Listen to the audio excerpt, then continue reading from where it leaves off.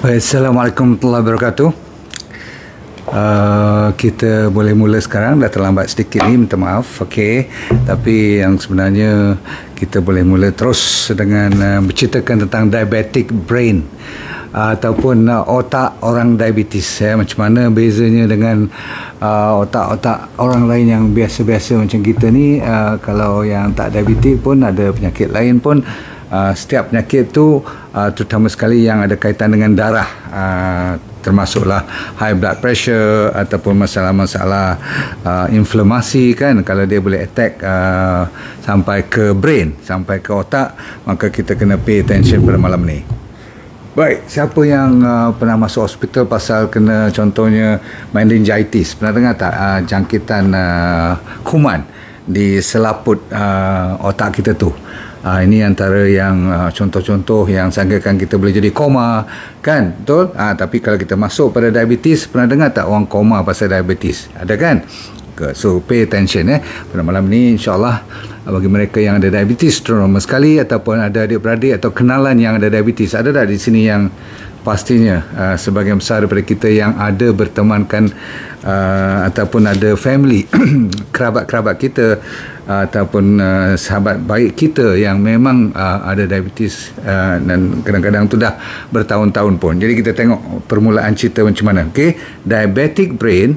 Okey, dah sempat tekan share tak? Sebab apa? Ramai yang tak sedar kalau you kena pre-diabetic pun, maksudnya dah nak kena diabetes tapi belum makan ubat je lagi. Maka yang ini kena pay attention, sebab mana tahu kita boleh selamatkan terus daripada nak makan ubat, lepas tu nak kena pelan-pelan keluarkan pun boleh reverse juga. Sebab zaman sekarang diabetes dah boleh apa orang panggil dirawat ataupun disembuh dengan cara yang lebih alami, lebih natural. Itu bukan perkara baru lagi dah. Baik, bermula daripada cerita setiap 10 tahun, dengar ni, setiap 10 tahun kita kena diabetes, otak kita lebih tua sebanyak 2 tahun. Faham-faham ni?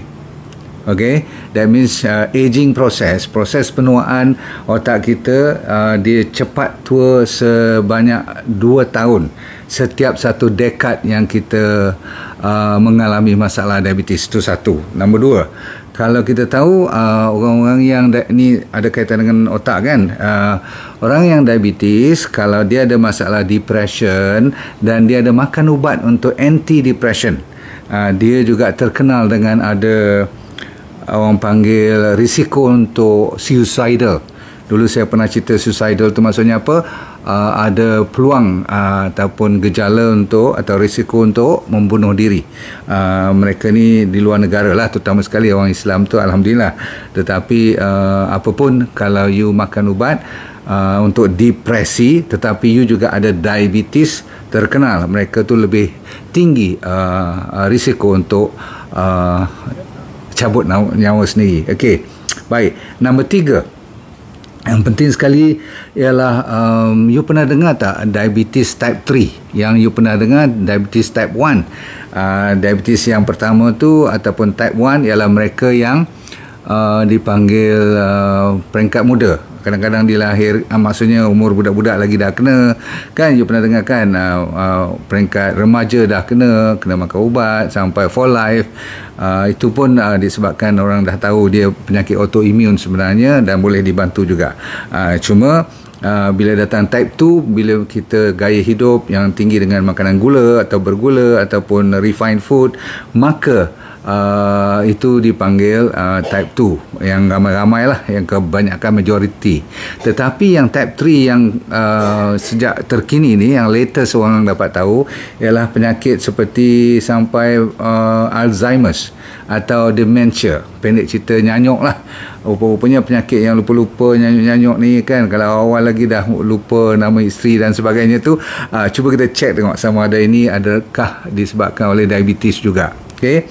So diabetes yang mengganggu otak, dia boleh menyebabkan apa saya kata tadi, Alzheimer's, atau ramai orang kata nyanyuk, sampai mengganggu. Dan selalunya dengar otak yang terlalu lama kita dedahkan kepada masalah diabetes, dia menjadi, orang putih panggil atrophy, atau bahasa kita dia panggil mengecut. Bila dia mengecut, yang paling dahsyat, dia mengecut bukan satu otak ni saja yang sedikit nampak kecil, tapi yang paling terganggu ialah satu bahagian tengah otak tu, namanya hippocampus. Nama tak ingat tak apa, tapi orang tahu, orang sains tahu di kawasan hippocampus ni banyak controller fungsi-fungsi badan. Tahu controller tak? Maksudnya nanti saya cerita berapa belas yang dia kontrol tu, tapi tak ingat semua pun tak apa. Tapi you akan terkejut pula, oh patutlah macam ni, oh patutlah macam tu. Sehingga kan masalah orang panggil apa, erectile dysfunction, masalah libido, masalah tu semua ada kaitan dengan hippocampus ni. Okey. Satu lagi bahagian yang dia bila mengecut tu, dia mengganggu frontal lobe. Frontal lobe ni you tahulah, bahagian-bahagian yang menjaga supaya kita tidak hilang memori. Itu yang sampaikan, kalau terganggu jadi nyanyuk tu, jadi lupa-lupa tu, dah tak ada orang panggil kompas lagi dah. You tak tahu bila you keluar rumah, nak bawa kereta ni masuk tetapi tak tahu nak pergi kanan kiri. You hilang you punya waste, hilang you punya GPS, you faham tak? Hilang you punya direction, macam mana nak pergi, kat mana nak pergi, tak tahu mana, tak tahu sampai tempat lain. Itu yang selalu orang jumpa di tepi-tepi jalan ataupun tersadai minyak dah habis semua tu. Okey, sebab mereka ada masalah dipanggil loss of memory. Maksudnya peringatan mereka dah jadi foggy, dah kelabu dan hilang pun ada. Okey. Dan salah satu pada penyebab utama ialah apabila gula ni terlalu bermasalah. Orang diabetes kan yang tak boleh kontrol, terutama sekali bila dia tinggi sangat, dia mengganggu juga proses protein punya metabolisme, sehingga kan dia boleh jadi fibrotic. Maksudnya dia boleh jadi macam berkarat, bersabut, ataupun jadi macam benang-benang tu, ataupun berkumpul protein tu ke dalam otak atau di dalam otak, disebabkan tak cukup supply kadang-kadang. Kan, bila tak cukup supply glukos. Dengar sini, bila orang diabetik selalunya dia ada dua sebab. Sama ada terlalu tinggi dia punya glukos, dia panggil hyperglycemia kan, yang you result you sampai 18 sampai 19 20 kan, pagi-pagi tu jadi panik kan. Itu pun kadang-kadang tu huyung hayang badan you, ataupun you hypoglycemia, pengsan terus pun ada. Tapi dalam proses ni ada juga diganggu protein punya metabolisme, sampai jadi berkumpulnya protein-protein ni di dalam otak. Cerita ni cerita otak diabetik, sampai jadi ada satu plak. Plak selalunya kat bahagian jantung lah, orang cerita heart attack. Tetapi jangan main, bila otak ni diganggu oleh diabetes, disebabkan too high or too low, tinggi sangat atau rendah sangat, maka dia boleh keluar satu perkataan atau satu bahan namanya amyloid. Amyloid ni kalau dibandingkan, kalau kita ni tak gigi, kalau kat gigi jantung dipanggil plak, kalau kat otak dipanggil amyloid. Adalah nama-nama yang lebih canggih. Tapi yang you perlu ingat ialah bila amyloid dimula dia berkumpul, maka dia mengganggu signal otak, sehingga kan kita, contohnya apa tadi, dipanggil Alzheimer's. Yang terkenal sekarang dipanggil type 3 diabetes. You all tahu tak, dah ada 3 jenis ni. Yang kita tahu 2 je kan. Di malam ni you lebih pintar daripada ramai kat luar sana. You dah tahu ada 3 jenis diabetes kan. Dahsyat sebab itulah kalau zaman-zaman sekarang ni ada satu jenis yang bukan injection lagi dah, bukan makan lagi dah, tapi dia jenis yang spray kat hidung. Dia panggil nasal insulin. Kita boleh bagi insulin melalui spray melalui hidung ni. Bila dia masuk, dia boleh tingkatkan balik you punya kenyanyukan tadi kan, ataupun masalah lupa-lupa tadi tu, dia boleh improvekan sebab ada insulin. Jadi pendekkan cerita, rupa-rupanya masalah utama semua cerita ni, orang diabetes, siapa-siapa yang belum kena diabetes pun berhati-hati dengan gula. Sebab apa? Bila gula tinggi, apa yang jadi tinggi? Insulin pun tinggi. Bila insulin tinggi, mula-mula dia berfungsi baik, tapi lama-kelamaan dia dah terlalu banyak, tetapi sel tak mau terima. Maksudnya you nak pergi meminang sel ni supaya ambil lah glukos aku bawa banyak-banyak ni kan, supaya kau masuk dalam boleh gunakan. Tapi glukos dah terlalu banyak, terlalu membanjiri badan kita. Jadi sel kata, aku tak perlukan kau lagi dah. Jadi insulin dah macam tak tahu nak buat apa. Maka insulin jadi berkelimpahan. Maka inilah sebenarnya yang menjadi masalah, yang saya kata otak boleh sampai jadi menguncup, jadi apa orang panggil kecut.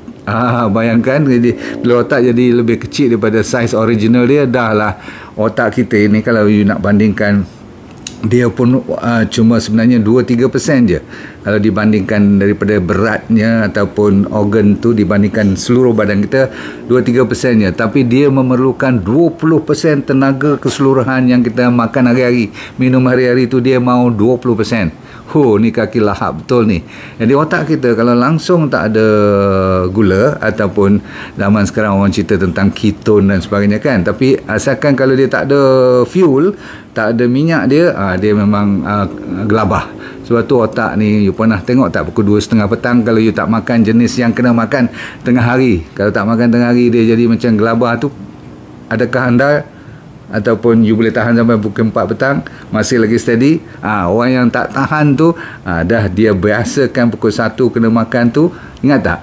Dia makan. Tapi pukul 2:30 kalau dia tak makan juga sampai pukul 3, memang dia nak pengsan, ketar tangan, berpeluh. Tapi yang herannya, kalau kita makan banyak, kena kawan belanja biryani ke, pukul 2:30 juga, bukan kita ketar tangan, tapi kita layu je, pantang ditolak kat dinding, boleh berdiri sampai tidur pun ada, tidur sampai berdiri. Okay. Sebabnya otak ni sensitif kepada banyak sikitnya gula. Faham? Jadi kalau gula selalu banyak, you kena tahu otak kita yang sihat walafiat memerlukan cukup oksigen, cukup supply termasuk makanan, sebab dia 4 kali ganda lebih banyak daripada badan lain, kawasan lain, body part kita yang lain. Otak lah yang paling banyak reseptor insulin, maksudnya reseptor untuk menerima kuasa insulin untuk nak bagi lebih tinggi glukos. Sebab dia sentiasa macam orang kata apa, nak membara je all the time. Baik, seterusnya ialah kalau kita tak cukup juga vitamin B1 lagi satu, thiamine tu juga akan menyebabkan kita punya otak akan terganggu. Ni selalunya orang diabetes, B1 dia kekurangan. Ingat B1. Dan bila B1 kekurangan, bukan takat mengganggu otak saja, dia asal-usulnya mengganggu mitokondria. Mitokondria adalah kilang yang mengeluarkan tenaga. Ingat tak tadi saya kata otak sentiasa nak membara. Apabila tempat bakar dia rosak, mitokondria disebabkan oleh diabetes, menyebabkan thiamine tak cukup. Bila thiamine tak cukup, mitokondria tu rosak, maka otak kita pun jadi bercelaru. Itu yang jadi huru-hara sampai saya kata apa tadi, demensia, nyanyuk. Okey. Lepas tu saya nak cerita pula tentang bila oksigen berkurangan. Kenapa berkurangan? Sebab bila gula tinggi, dia block kapilari yang kecil, blood flow dia pun menurun kan, jadi tenaga dia berkurangan. Sebab tu orang yang ada masalah keletihan sewaktu ada diabetes ni, jangan you heran. Salah satu sebabnya ialah otak tak terima sepatutnya, okey, apa yang dari segi pemakanan dia. Okey, baik. Lagi satu ialah masalah yang paling besar yang kita takut dengar, jangan you buat ni, saya nak cerita ni, ialah dipanggil stroke. Jadi otak yang daripada pengalaman orang diabetes ni, kalau tak jaga betul, dia boleh jadi stroke. Kalau selalu stroke-nya orang kata daripada masalah ada plak, ada clot blood, ada deep vein thrombosis yang daripada bawah, daripada kaki pun boleh, daripada jantung boleh, yang terlepas blood clot semua tu kan, dia boleh sangkut kat brain. Tetapi sebenarnya tak perlu orang diabetes sahaja pun boleh. Sebab apa? Dia boleh menguncup ataupun menutup sama macam clot tadi tu, tetapi sekarang dia orang putih panggil iskemik. Iskemik ni maksudnya berkurangan saja, tidak semestinya blok habis, jadi berkurangan saja. Lama-kelamaan dia boleh sampai berkurangan sebetul-betulnya sampai 100%, maka blok itu menjadi stroke. Pernah dengar? Okey. Of course, satu lagi masalah yang penting disebabkan oleh banyak sangat gula dalam badan, dia panggil hemoragik. Hemoragik tu maksudnya berdarah. Pernah dengar tak orang berdarah di dalam otak? Dan kalau dia berlaku, masa tu serta-merta orang tu akan collapse, akan ni lah. Kalau tak jaga betul, tak sempat ditebuk dan dibuang darah ni betul-betul, ada cara lah, neurosurgeon akan buat tu, maka dia akan membawa maut. Okey, satu lagi ialah orang yang kena diabetes, dia senang dipanggil kena transient ischemic attack. Transient maksudnya sementara saja, 2-3 minit ataupun seminit dia baik balik, tetapi masa seminit ni kena buat secepat mungkin sebab dia block sekejap je, disebabkan tidak cukup supply oksigen tu kan. Saya kata tadi terlalu tinggi gula, sel tak boleh terima lagi dah walaupun insulin banyak, jadi dia macam kemarau. Kalau sikit tak sampai seminit dia boleh hidup balik, maksudnya line tu boleh buka balik. Itu orang sedar tak sedar, dia tak perasan pun. Ini dia panggil transient ischemic attack. Ramai orang ada ni tapi dia tak perasan sebab dia berlaku tak sampai seminit 2 tu dia macam okey balik, dia tak sedar apa berlaku pun. Kadang-kadang orang nampak ataupun orang ternampak macam dia terleka sekejap tetapi dia boleh okey. Itu dipanggil TIA. Ini kaitan dengan stroke, kena jaga betul-betul. Sebab apa? Orang diabetik boleh kena stroke, saya ulang, orang diabetik boleh kena stroke 2 kali ganda lebih daripada orang biasa. So lebih baik anda perhatikan yang belum kena diabetes, dengar pakcik ni cakap, make sure you jangan dekat. Sebab apa? Boleh sangat-sangat. Sebab saya kata apa, zaman sekarang orang yang kena diabetik pun kita sap-sap-sui. Faham sap-sap-sui dah? Kalau you disiplin, very fast, within 2-3 days you dah boleh convert, you dah boleh pelan-pelan reverse. Okey, di dalam dunia ni ada 450 million orang diabetik. Di Malaysia saja tak kurang daripada 10%. Bayangkan berapa million dah tu. Okey, dan setiap tahun kata statistik yang latest ni lebih kurang 42 million orang meninggal setiap tahun di dunia. Kata statistik juga setiap 2 saat seorang dah orang kata apa, diabetes yang kena stroke. Faham Okey, baik. Last sekali pada malam ni ialah bagi mereka yang tak stabil you punya glukos tu. Sekejap tinggi menggila, sekejap turun menggila. Bila saya kata menggila ni maksudnya tinggi sangat dan rendah sangat, dua-dua bermasalah. Faham? Kalau tinggi sangat adalah masalah sampai boleh jadi buta mata sebab dia dah banyak sangat gula, bertaburan, banjir ke sana ke sini sampai dah tak boleh buat apa. Kalau jantung boleh kena heart attack. Kalau otak kan ni semua ni cerita kalau terlalu tinggi kan boleh kena saya kata apa, sampai type 3 pun, okey, sampai dah jadi lost memory semua, okey, tenaga dah tak ada semua. Lagi satu, kalau boleh you kena ingat high or low, dua-duanya is very dangerous. Dan ujung-ujung sekali berhati-hati orang yang otak diabetes ni, orang yang ada diabetes dan otaknya terganggu, selalunya dia juga akan ada mood swing. Tahu mood swing tak? Kadang-kadang dia happy, kadang-kadang dia tak happy, bergantung kepada graf dia punya spike, dia punya sugar tu tinggi atau rendah. Cukup dulu malam ni, cuma saya nak bagi ingatan pada anda, orang yang ada diabetes, otak mereka selalu terganggu, sampaikan tak sempat malam ni nak cerita, banyak hormon yang terganggu, banyak masalah inflamasi dalam badan dia, banyak juga masalah immunity juga terganggu. Jangan main, sebab itulah comorbidity bila COVID ni, bila you ada diabetes, bila you masuk hospital, kalau you punya oksigen tu dah bawah pada 94 semua tu, you kena lebih berhati-hati. Faham?